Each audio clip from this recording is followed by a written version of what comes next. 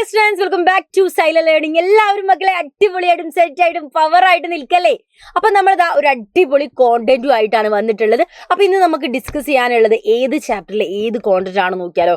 Yes, നമുക്കിത് പഠിക്കാനുള്ളത് നമ്മുടെ 5ാമത്തെ ചാപ്റ്ററായ ലെജിസ്ലേറ്ററിലെ ഒരു ഇമ്പോർട്ടന്റ് പാർട്ടാണ്.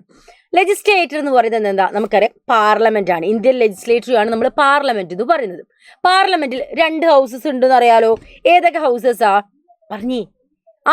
ഒന്ന് രാജ്യസഭയും രണ്ടാമത്തത് ലോകസഭയാണ് അല്ലേ. അപ്പം ഇവരെ ഈ പേരല്ലാതെ മറ്റൊരു പേര് കൂടെ നമ്മൾ വിളിക്കും. ആ പേരെന്താന്നുള്ളത് ഒന്ന് കമന്റ് ചെയ്യണം കേട്ടോ. അപ്പം ഞാൻ കമന്റ് ചെയ്തിട്ടുണ്ട്. നിങ്ങൾ ആൻസർ ശരിയാണെങ്കിൽ മിസ് അവിടെ വന്നിട്ട് ഒരു ഗ്രീൻ ടിക്ക് നിങ്ങൾക്ക് നിങ്ങളെ ആൻസറിന് നേരെ ഇടും. അല്ലെങ്കിൽ ഒരു റെഡ് ടിക്ക് അല്ല, റെഡ് തെറ്റ് എന്നുള്ളൊരു സംഭവം ഇട്ടിട്ട് അതിന് നേരം കറക്റ്റ് ആൻസർ എന്താന്ന് പറഞ്ഞുതരും. Okay, yes. അപ്പം നമുക്ക് ഇന്ന് പഠിക്കാനുള്ളത് അതൊന്നുമല്ല. നമ്മളെ ഈ പാർലമെന്റിന്റെ ഫങ്ഷൻസ് ആണ് നമ്മൾ നോക്കാൻ പോകുന്നത്. ഒരുപാട് ഫങ്ഷനും പവറും ഉള്ള ആളുകളാണല്ലേ നമ്മൾ പാർലമെന്റിലുള്ള ആളുകൾ. രാജ്യസഭയിലും ലോകസഭയിലുള്ള ആളുകൾക്ക് ഒരുപാട് പവർ ഉണ്ട്. അപ്പൊ ഈ ഒരു ഫങ്ഷനും ഡ്യൂട്ടീസും ഒക്കെയാണ് നമ്മൾ ഇന്ന് പഠിക്കാൻ പോകുന്നത്. റെഡി അല്ലേ? അപ്പൊ മക്കളെ, ഡ്യൂട്ടീസ് 8ഓളം ഡ്യൂട്ടീസ് ഇവർക്കുണ്ട്. എത്ര ഡ്യൂട്ടീസാ? 8ഓളം ഡ്യൂട്ടീസ് പാർലമെന്റിലുള്ള ആളുകൾക്കുണ്ട്. എന്തൊക്കെയാണ്? ലെജിസ്ലേറ്റീവ് ഫംഗ്ഷൻ ഉണ്ട്, എക്സിക്യൂട്ടീവിനെ കൺട്രോൾ ചെയ്യും, ഫിനാൻഷ്യൽ ഫംഗ്ഷൻ ഉണ്ട്, അതേപോലെ ഡിബേറ്റ് ചെയ്യുക. അതെന്താ നമുക്ക് ഡീറ്റെയിൽ ആയി നോക്കാം. Debating function, constitutional function, electoral function, judicial function, representative function. ഇതൊക്കെ ആർക്കുള്ളതാണ്? നമ്മുടെ പാർലമെന്റിനുള്ളതാണ്.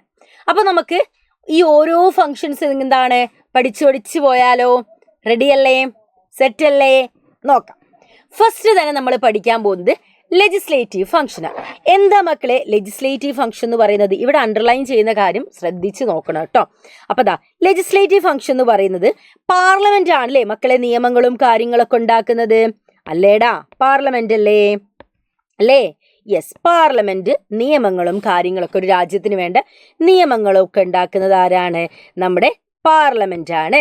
അതേപോലെ തന്നെ പാർലമെന്റിലാണ് മണി ബില്ലും നോൺ മണി ബില്ലും ഇൻട്രൊഡ്യൂസ് ചെയ്യുന്നത്. ഏതൊക്കെ ബില്ലാണ്? മണി ബില്ലും നോൺ മണി ബില്ലും ഇൻട്രൊഡ്യൂസ് ചെയ്യുന്നത് പാർലമെന്റിലാണ്. പിന്നെ നമ്മൾ നോക്കുന്നത് എന്തൊക്കെയാണ്? നമ്മളെ രാജ്യത്ത് എന്തൊരു ഡെവലപ്മെന്റ് ആക്ടിവിറ്റീസ് നടക്കുന്നുണ്ടോ അതിന് വേണ്ടിയിട്ടുള്ള ഫണ്ട്, എത്ര മണി സ്പെൻഡ് ചെയ്യണം എന്നുള്ള കാര്യങ്ങളൊക്കെ തീരുമാനിക്കുന്നതും അതിന്റെ കൺസെന്റ് ഒക്കെ കൊടുക്കുന്നത് ആരാണ്? പാർലമെന്റ് ആണ്. ഇതാണ് legislative function. Parliament legislative function ആണ് നമ്മൾ പറഞ്ഞത്. അടുത്ത് നമുക്ക് കൺട്രോളിങ് എക്സിക്യൂട്ടീവിനെയാണ് നോക്കാനുള്ളത്. എക്സിക്യൂട്ടീവിനെ എങ്ങനെയാണ് കൺട്രോൾ ചെയ്യുന്നത്? എക്സിക്യൂട്ടീവ് എന്താണെന്നൊക്കെ നമ്മൾ കഴിഞ്ഞ ക്ലാസ്സിൽ ഓൾറെഡി പഠിച്ചതാണ്. അപ്പൊ എക്സിക്യൂട്ടീവിനെ എങ്ങനെയാണ് കൺട്രോൾ ചെയ്യുന്നത്? പാർലമെന്റ് ആരൊക്കെ കൺട്രോൾ ചെയ്യുന്നുണ്ട്? ഏതൊക്കെ എക്സിക്യൂട്ടീവിനെ കൺട്രോൾ ചെയ്യുന്നുണ്ട്? President, vice president, prime minister, council of ministers, ഇവരെല്ലാവരെയും പല രീതികളിലൂടെ എന്ത് ചെയ്യുന്നുണ്ട്? കൺട്രോൾ ചെയ്യുന്നുണ്ട്.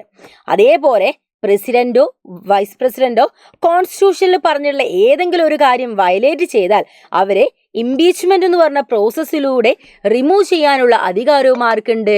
നമ്മുടെ പാർലമെന്റിനുണ്ട്. അപ്പൊ പാർലമെന്റിന്റെ എങ്ങനെയാ എക്സിക്യൂട്ടീവ് ഫംഗ്ഷൻ പഠിച്ചല്ലോ. എങ്ങനെയാണ് എക്സിക്യൂട്ടീവിനെ കൺട്രോൾ ചെയ്യുന്നത് എന്നുള്ള കാര്യം പഠിച്ചില്ലേ? ഓക്കെ. ഇനി അടുത്ത നമുക്ക് ഫിനാൻഷ്യൽ ഫംഗ്ഷനിലേക്കാണ് പോകാനുള്ളത്. ഫിനാൻഷ്യൽ ഫംഗ്ഷൻ നോക്കിക്കേ മക്കളെ. ഒരു ബഡ്ജറ്റ് അവതരിപ്പിക്കുന്നതിന് മുന്നേ ഒരു ബഡ്ജറ്റ് നമ്മൾ അവതരിപ്പിക്കുന്നതിന് മുന്നേ എന്ത് ചെയ്യും?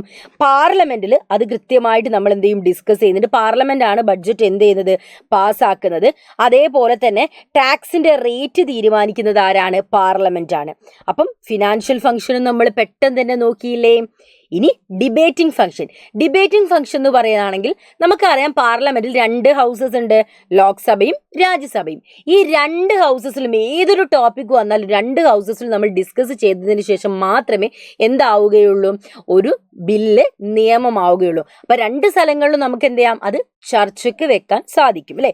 അതേപോലെ തന്നെ നമുക്ക് ഒരു പേടിയുമില്ലാതെ പാർലമെന്റിൽ എല്ലാ കാര്യങ്ങളും, രാജ്യത്ത് സംഭവിക്കുന്ന എല്ലാ കാര്യങ്ങളും നമുക്ക് എന്ത് ചെയ്യാം? ഡിസ്കസ് ചെയ്യാൻ സാധിക്കും. അതാണ് ഡിബേറ്റിംഗ് ഫംഗ്ഷനിൽ വരുന്നത്. ഇനി കോൺസ്റ്റിറ്റ്യൂഷണൽ ഫംഗ്ഷനിൽ എന്താ വരുന്നത്? നമ്മുടെ എല്ലാ കോൺസ്റ്റിറ്റ്യൂഷൻ അമെൻമെന്റും അപ്രൂവ് ചെയ്യണമെങ്കിൽ ആരാണ്? ഗവൺമെന്റ് ആണ്. ഗവൺമെന്റ് അപ്രൂവൽ കൂടെ അതിന് വേണം. ഭരണഘടന ഭേദഗതിയുടെ കാര്യമാട്ടോ പറയുന്നത്. ഓക്കെ, ഭരണഘടന ഭേദഗതിയാണ് പറയുന്നത്. നെക്സ്റ്റ് നമുക്ക് നോക്കാം. ഇലക്ടോറൽ ഫംഗ്ഷൻ എന്താണ്? നമ്മൾ വൈസ് പ്രസിഡന്റിനെയും പ്രസിഡന്റിനെയും ഇലക്ട് ചെയ്യുന്നത് ആരാ? നമ്മുടെ പാർലമെന്റ് ആണ് അല്ലേ. ഇനി ജുഡീഷ്യൽ ഫംഗ്ഷൻ എന്താ നോക്കിയാലോ മക്കളെ. ജുഡീഷ്യൽ ഫംഗ്ഷൻ എന്ന് പറയുന്നതാണ്, നമുക്ക് പറയാം പ്രസിഡന്റിനും വൈസ് പ്രസിഡന്റിനും ഇലക്ട് ചെയ്യുന്നത് പോലെ തന്നെ അവരെന്ത് ചെയ്യാൻ പറ്റും, പാർലമെന്റിന് റിമൂവ് ചെയ്യാൻ സാധിക്കും.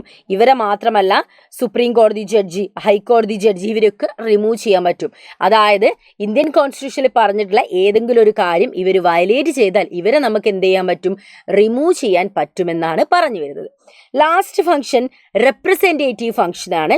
റെപ്രസെൻറ്റേറ്റീവ് ഫംഗ്ഷനിൽ എന്താ പറയുന്നത്, നമ്മളെ രാജ്യം വലിയ രാജ്യമാണ് അല്ലേ, ആ രാജ്യത്തിൽ എല്ലാവരെയും ഇൻക്ലൂഡ് ചെയ്യാൻ വേണ്ടിയിട്ടാണ് നമ്മളൊരു ബൈക്യാമറൽ ലെജിസ്ലേറ്റർ കൊണ്ടുവന്നത്. നമുക്ക് 2 ഹൗസസ് ഉള്ളത്. അപ്പോൾ ഈ 2 ഹൗസസ് ഉള്ളത് കൊണ്ട് തന്നെ രാജ്യത്തിൻ്റെ വിവിധ വിഭാഗങ്ങളിലുള്ള ആളുകളൊക്കെ അതിൻ്റെ അകത്ത് എന്ത് ചെയ്യുന്നുണ്ട്, അവരിൽ ഒരാളെങ്കിലും റെപ്രസെൻറ്റേറ്റീവ് ആയിട്ട് അവരുടെ ആ ഒരു ഗ്രൂപ്പ് ഓഫ് ആളുകൾ, ആ ഒരു ജനതയെ റെപ്രസെൻറ്റ് ചെയ്തിട്ട് ഒരാളെങ്കിലും നമ്മളെ പാർലമെൻറ്റിലുണ്ടാവും. അതുമാണ് റെപ്രസെൻറ്റേറ്റീവ് ഫംഗ്ഷൻ എന്ന് പറയുന്നത്. ഓക്കെ, അപ്പം ഇത്ര ഫങ്ഷൻസ് ആണ് ആർക്കുള്ളത്, നമ്മുടെ പാർലമെന്റിനുള്ളത്. അപ്പോൾ 8 ഫംഗ്ഷനും നമ്മൾ ഇതാ ഒരു 5-6 മിനിറ്റിനുള്ളിൽ പഠിച്ച് സെറ്റായി കഴിഞ്ഞില്ലേ. അപ്പോൾ നമുക്കിനി ഇതേപോലുള്ള ഇൻട്രസ്റ്റിംഗ് വീഡിയോസ് ആയിട്ട് നമുക്ക് വീണ്ടും കണ്ടുമുട്ടാം. അപ്പോൾ നമുക്ക് ഏതെങ്കിലും കാര്യത്തിനെ കുറിച്ച് കൂടുതലായിട്ട് അറിയണമെങ്കിൽ, ഇതേപോലെ ഷോർട്ട് അറിയണമെങ്കിൽ ഒന്ന് കമൻറ്റ് ചെയ്യണം കേട്ടോ. അതേപോലെ ക്ലാസ്സിനെ കുറിച്ചുള്ള അഭിപ്രായങ്ങളും കമൻറ്റ് ചെയ്യണം. നമ്മൾ ഈ ഒരു വീഡിയോനെ കുറിച്ചുള്ള അഭിപ്രായങ്ങൾ. പിന്നെ ചെയ്യേണ്ടത് എന്താണ്, നേരത്തെ ചോദിച്ചത് ലോകസഭേനും രാജ്യസഭേനും വിളിക്കുന്ന പേര്, മറ്റൊരു പേരുണ്ട്, അതെന്താണെന്നും കൂടി കമൻറ്റ് ചെയ്യണം കേട്ടോ. അപ്പോൾ ആൻസർ ശരിയായാലും തെറ്റായാലും മിസ് അവിടെ വന്ന് നിങ്ങൾക്ക് എന്ത് ചെയ്യും, ക്ലിയർ ചെയ്ത് തരും കേട്ടോ.